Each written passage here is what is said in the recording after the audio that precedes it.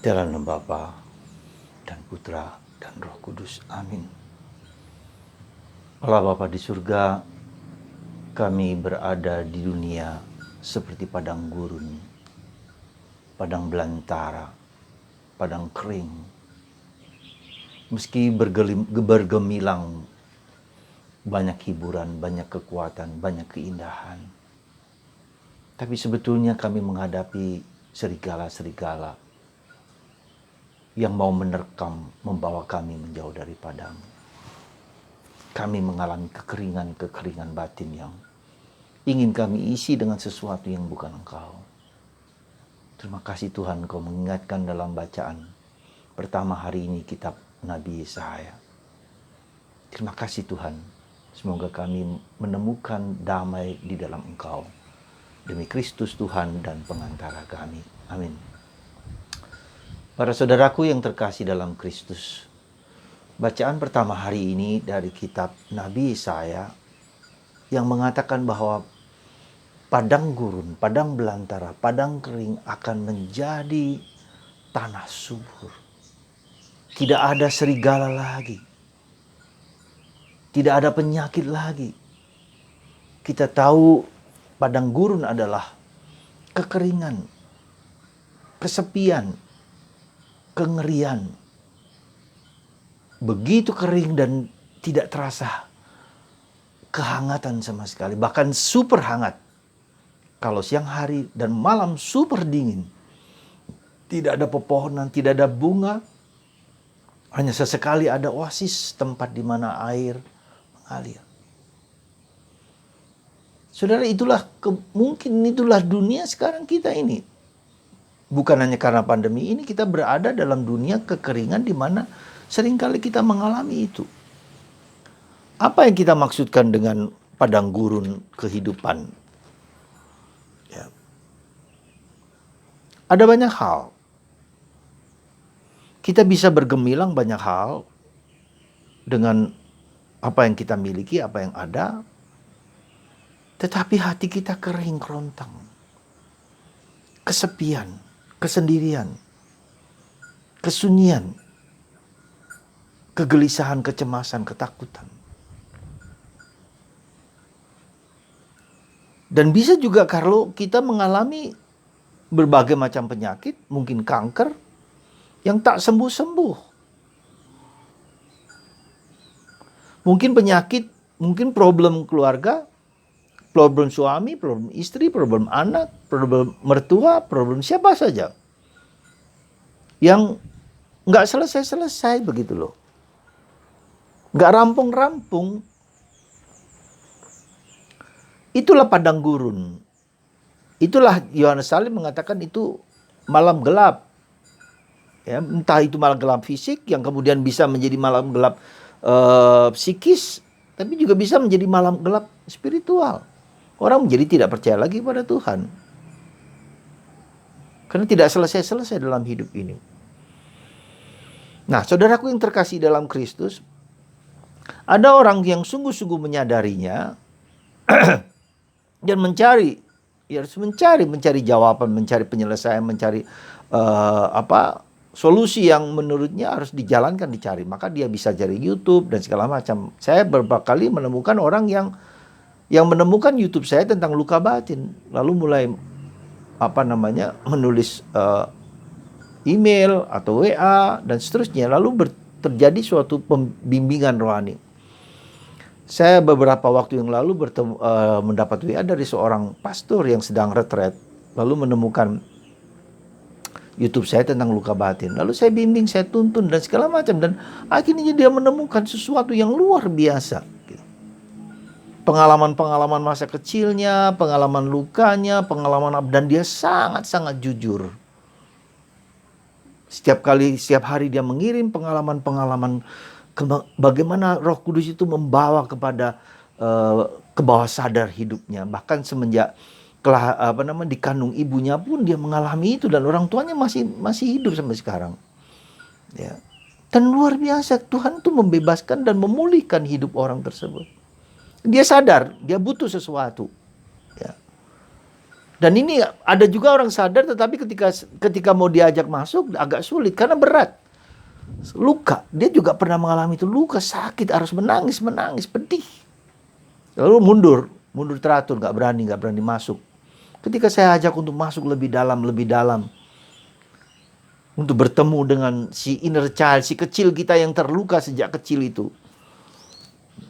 Dan ketika orang belum bertemu dengan si inner child itu, lalu ya sudah, bukan nggak akan sembuh, tetapi prosesnya akan menjadi lama gitu loh. Pasti sembuh, tapi akan lama. Jadi lebih baik sekarang terluka, dilukai dan operasi disembuhkan meskipun sakit, tetapi dan setelah retret orang romo tersebut sungguh luar biasa, bergembira, bersukacita, seperti dibebaskan, eureka, gitu, teriakan seperti itu. Jadi ada orang sadar mengalami proses yang panjang, entah ada yang sudah berhasil terus berjalan terus sehingga dibebaskan, ada orang yang takut untuk memasuki lebih dalam, mundur lagi. Nah, yang mana? Satu lagi ada kemungkinan lain, orang yang nggak sadar bahwa dia punya sakit, nggak sadar bahwa dia punya kesulitan, nggak sadar. Ya. Nah ini yang jauh lebih sulit. Maka apa yang terjadi ketika orang nggak sadar tersebut? Ada dua kemungkinan, dibantu oleh orang-orang lain. Nggak sadar itu karena bisa ada kemungkinan berbagai macam hal, entah karena dia tertutup, ya, nggak mau mendengarkan, merasa ego, merasa sombong, merasa angkuh, merasa seolah-olah apa yang dia hidup itu benar segala-galanya, bisa jadi begitu. Atau juga, maaf kalau boleh katakan, ada kuasa-kuasa lain yang membuat dia dipengaruhi, ya, ditutup mata batinnya itu, sehingga dia dikuasai oleh kuasa-kuasa lain yang memang ingin memanfaatkan orang tersebut. Misal saja, maaf mungkin ya, ada selingkuhan yang suka dengan dia, lalu dari segala macam. Seperti itu, mungkin ada kekuatan-kekuatan lain yang memang ingin dikuasai atau mungkin dihancurkan, bisa jadi begitu. Saya merasa begitu, beberapa kali saya lihat, dengan usaha yang biasa-biasa tidak berhasil, orang menjadi tertutup, sama sekali tertutup, sama sekali sulit sekali.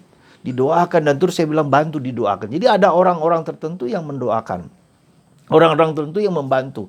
Maka Injil hari ini adalah seorang lumpuh. Ya, dia mungkin sadar bahwa lumpuh itu tidak membuat dia minta tolong teman-teman yang lain, maka dia diangkat oleh teman-teman yang lain untuk di depan Yesus. Ya.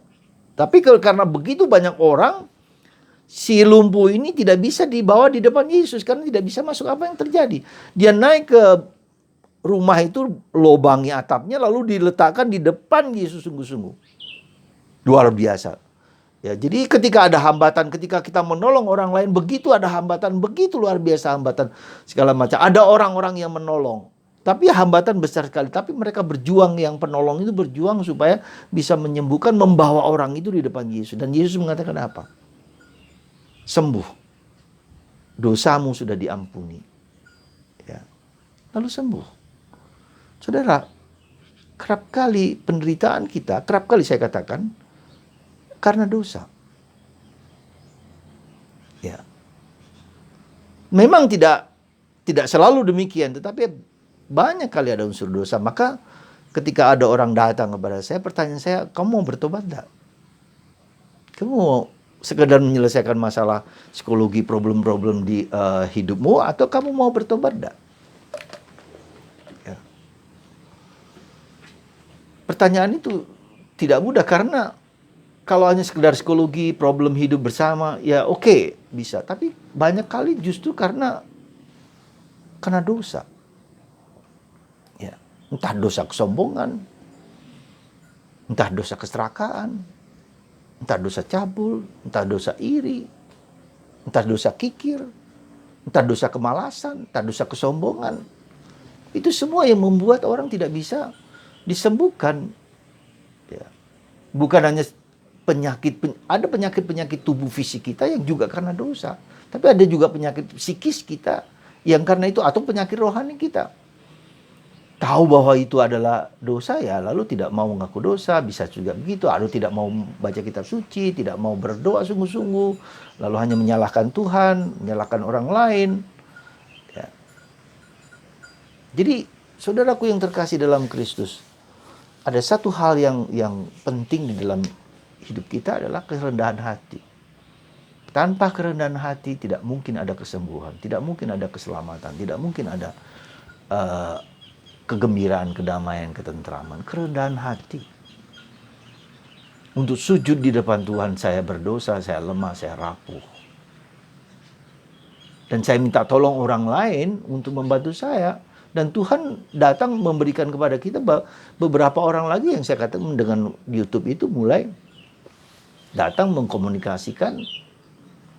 Lalu saya bilang baca, dengarkan. Lalu saya bimbing, tuntun. Dan memang 1-2 tidak banyak ternyata. Saya jujur ternyata tidak banyak. Tidak apa-apa. Ya, ada satu keluarga yang berhasil datang dan satu keluarga ya, dipulihkan sungguh-sungguh hidupnya. Ya, karena berkat bantuan salah seorang dari anggota keluarga itu yang sungguh-sungguh berdoa, terus saya ajak terus berdoa. Berdoa rosario terus tanpa putus-putusnya. Jadi seringkali, saudaraku terkasih, seringkali ya, penderitaan hidup keluarga kita, siapapun juga, itu ingin membawa kita supaya kita sendiri masuk ke kedalaman hidup doa Yesus. Ya. Dan itu meskipun tidak mudah, dan itu bertahun-tahun, bukan gampang gitu loh. Bukan karena sudah nyokot bahasa Jawa, sudah mengakar dalam diri orang tersebut. Lalu juga misalnya apalagi kalau itu ada kuasa-kuasa yang kegelapan yang dikirim terus-menerus. Ya, tanpa sadar dia melakukan sesuatu yang tidak baik seperti itu. Ya, zaman sekarang itu sangat simpel, sangat mudah orang dipengaruhi barang-barang seperti itu. Ya.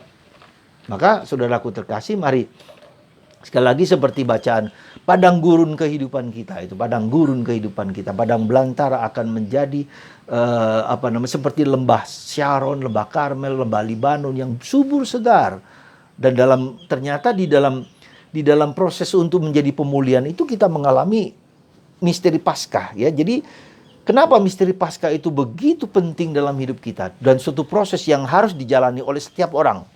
Kalau mau jujur saudaraku terkasih. Proses apa? Proses Yesus, penderitaan Yesus. Kita juga menderita, harus menderita, nggak bisa enggak, gitu loh. Harus kita alami, kalau kita alami, kita jalani penderitaan, apapun juga harus mengalami. Lalu kedua harus mati.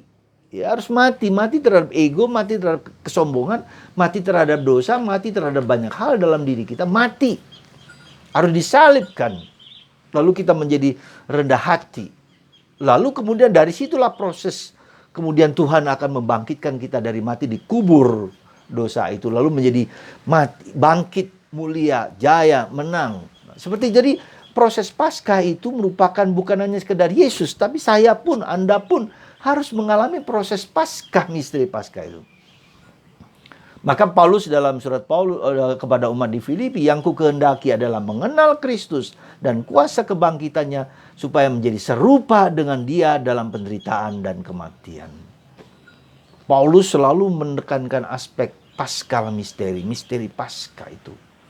Saudara, semoga Anda dan saya berani memasuki misteri Paskah itu. Dan kalau Anda tidak mampu, minta pertolongan orang lain dengan sabar, dengan jujur. Dan harus jujur berani mengungkapkan apa yang menjadi kesulitan, keberatan hidup kita. Tanpa itu nggak bisa. Ketika saya meminta orang untuk jujur menceritakan segala sesuatu, ya orang nggak mau, ya sudah. Nggak selesai. Nggak bisa. Ketika orang mau jujur mengatakan apa adanya tanpa menyalahkan orang lain, bapak, ibu, orang tua kita, siapapun juga, nggak bisa. Ya. Mari saudara, di hadapan Yesus, di hadapan Tuhan, kita hanyalah apa? Tanah yang tidak subur. Anda mau subur? Anda mau menghasilkan buah? Kita semua menghasilkan buah. Ya.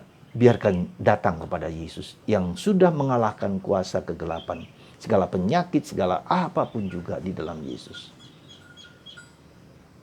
Dan Anda minta pertolongan orang yang dapat membantu Anda. Ya seperti tadi orang lumpuh itu dibawa, dia nggak bisa berjalan sendiri, dibawa oleh 4 orang bersama-sama. Dengan usaha yang berat harus membongkar rumah dari atap itu lalu turun ke bawah. Dan tidak mudah. Semoga kita semua disadarkan akan panggilan hidup kita untuk tahu bahwa kita membutuhkan orang lain. Ya, membutuhkan rahmat. dari Tuhan. Semoga Tuhan memberkati dan menyembuhkan Anda. Bagi Anda yang sakit, untuk tidak putus asa, untuk mencari jalan-jalan dan terbuka, mau dengan rendah hati menerima segala sesuatu. Tuhan memberkati Anda semua dan menyembuhkan Anda untuk selalu datang kepada Tuhan. Dalam nama Bapa dan Putra dan Roh Kudus. Amin.